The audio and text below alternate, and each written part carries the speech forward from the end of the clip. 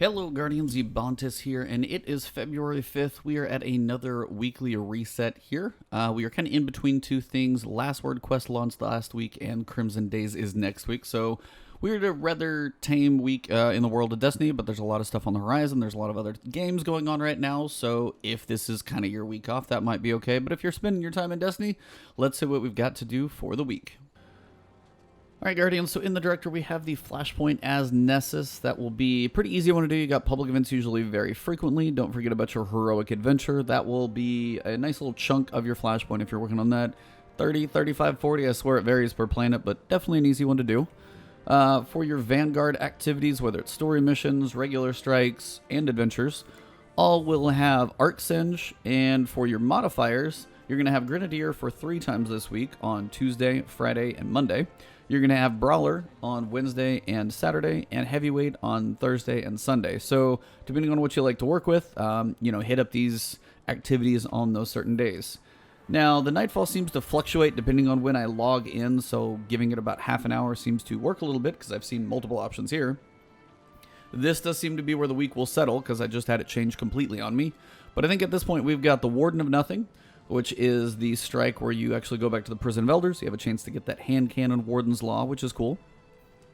You have Strange Terrain, where you fight Nokris. And this is the one where you get the Braytech Osprey, the rocket launcher. It is an older one, so the perks usually aren't as good, so it's more just a collection-sake weapon. And you've got Savathun Song, also going to give you an older strike exclusive. This one is going to be duty bound, and this is an auto rifle. Again, nothing amazing here. The perks are really just not that many for one, and two, just it's an older perk tree set. But I've got guides up on all of these. If you guys check out my videos previously, you can probably find my solo guides on these.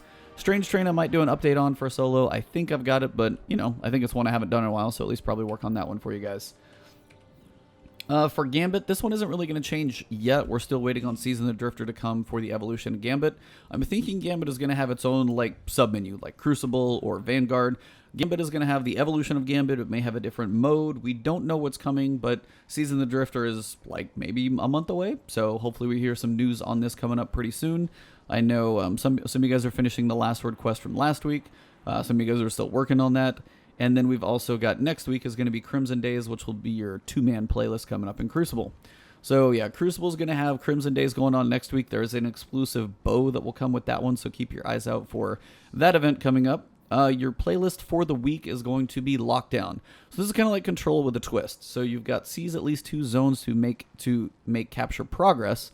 But if you control all 3 for a lockdown, you win the round completely. At that point, you just go to the next round. So if you can triple cap, you actually are going to knock that round out quickly. If you got to kind of play back and forth, it's more of a progress thing. I don't think kills matter as much as the time that you hold the points. It's been a little while since I've played it, but the idea here definitely is going to be focus on the control, work together. The more the better, but if you can triple cap, you'll just clean up that round really fast. So we're going to check a couple of vendors. 801 and then Eververse, and then we'll swing by the Tangled Shore and wrap up in the Dreaming City. So here we go. Alright, so here with Tess, we've got the Prismatic Matrix, we've got the Rust Punk Shell. If you don't have this one has some perks that I actually do really like. So you've got the Treasure Hunter detects caches within a 50-meter range. I don't know why these 50-meter ghost shells seem to have the caches show up so much easier. So whether you're farming things or you're working on a quest or anything like that, if you don't have one of these 50-meter range ghost shells, pick one of them up or try and find a way to get it. Just because you never quite know what quest may need certain things or what grind you may need it for. But it's always good to have one of these because it works on every single planet. So it's kind of nice for that.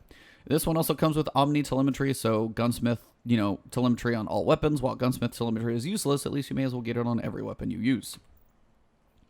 I've also got the Mask of the Quiet One ornament. Let's see if I can say this right. Thanatonaut's Peril. I'm sure I butchered that, but we'll see if it's pretty close because you guys are always good at correcting me. Looks actually pretty cool. I'm not on my Titan, but, giving Mask of the Quiet One instead of that chain look, from the picture, it looks like it's going to be something I might have to pick up. A couple ornaments and ghost shells and ships and stuff like that. Nothing too crazy. You do have the Silly Salute, so just kind of little wave around and kind of a mocking salute, if you will. As for the standard stuff, basic package are still the same. These haven't changed. We have your S'mores emotes. Always a good one, especially if you can pair it with someone with the sit down and the table on fire. So that one always works pretty well. We've got the You're the Guardian. You know, you, good job. Good stuff. Couple sparrows, couple ships.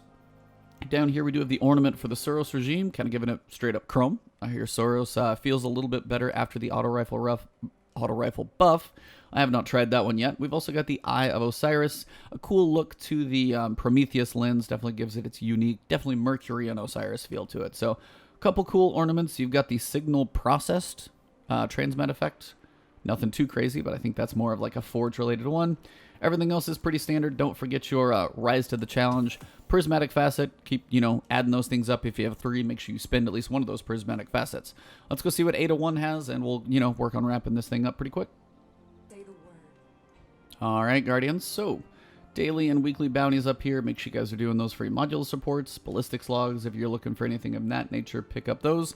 And remember, you only get 2 of the powerful frames, and therefore any successive regular frame after that, you get to pick 2 of these 3 per character. So, you've got the bow, which is going to be your kinetic bow. We've got the sword, which is one people have definitely been grinding. If you can get the surrounded perk on it and the surrounded masterwork, the thing is apparently a beast. If you can get the surrounded, I think it's the surrounded, multiple surrounded perks on there make it kind of amazing. So see if you can get that crazy combination. And the auto rifle, Ringing Nail, actually has some pretty good perks on it as well. So my kind of down the road, I would do auto rifle, sword, and then bow frame for order of importance. I could use a pretty good auto rifle, so that might be my grind this week. And then sword frame, I don't have much of swords, so if this is going to be the good one, you may as well go for it. Other than that, come in here. If you do have any of these black Armory schematics and you got enough mod components, make sure you get your 1 mod for the day. Speaking of surrounded spec, if I get the sword, at least I've got something to put in it. If you do get any of the obsidian accelerators, make sure you don't use it. I know it has the tooltip that you can use it. It does take a little while to do it, but what you want to do is come in here to 801, exchange it so you get the obsidian radiance, which actually will boost the damage of any of your black armory weapons like Ringing Nail, like Hammerhead, stuff like that. So if you get the obsidian accelerator as a drop, don't use it. Come in here, and then she will exchange it for the thing you can actually use. I think it's just kind of a bug right now. Just don't waste it away. It's kind of a bummer if you do. Trust me, I've done it. So let's go check Spider with a quick flyby, and then we'll end up in the Dreaming City. All right, Guardians, so your wanted bounty for powerful gear is going to be the Gravetide Summoner. That will be on Titan. Remember, you've got your 6 bounties that are worth enhancement cores if you need those for any reason. Or if you've got plenty of shards, you can always buy these, but I wouldn't buy more than 1 a day. So it's worth 1 if you got a bunch of shards at 10, maybe 20, but I probably wouldn't spend too much here. Let's go to Petra and wrap this thing up. Alright, so we'll wrap this thing up with Petra. This is Curse Week number 1. So we're going to have the Broken Courier mission, usually the one where you just kind of go out and pick up those little relics as you run through this area over here in the Strand. Really pretty easy mission, good to do. If you're looking for the Autonym, just the guy that you have to kill for the Triumph, he's under the bridge as you're heading out towards the far end of this one. Then we've got War for the Dreaming City. That's your 8 daily bounties finished throughout the week. Nothing too crazy. Ascendant Challenge, of course, you guys know I will get the video up for this one this week. This one is going to be the Agonarch Abyss, pretty much where you have to fall really far. And then we have a Gateway Between Worlds if you want to go see what the lovely commentary from the Ghost is this week. We'll have to see what he has to say. Daily bounties, nothing too crazy, but that basically wraps up the week. Try to get this thing out sooner to you guys, but there's a little bit of flux in the weekly reset right now, so got this one as soon as I thought it was kind of ready. But thank you guys for tuning in. I'll be working on the weekly reset for you guys as always, but the Ascended Challenge, Solo Nightfalls, gonna work on another Anthem video for you guys as well. So all that's coming up, and guess what? Now we've got another game to throw in the mix. The Division Private Beta is this weekend. So much stuff going on. I may never sleep again, but that's part of the fun of trying to keep up with all this stuff. So it's a good time to be a gamer. Play whatever game you find fun. If you don't enjoy one, try something else. If you don't like any of them, there's other games out there. So thank you guys for tuning in. You can always find me on Twitch and Twitter. It's Ebontis on both. Right here on YouTube. If you enjoyed the video, drop a like below. Leave a comment if you got questions or just want to say hello. And to all of you out there, thank you for the support. Past 32,000 subs, 1,400 followers on Twitch, and just about to pass 1,000 followers on Twitter. So thank you guys very much. Hit me up on any of those, and I will see you soon. Have an awesome day, and enjoy.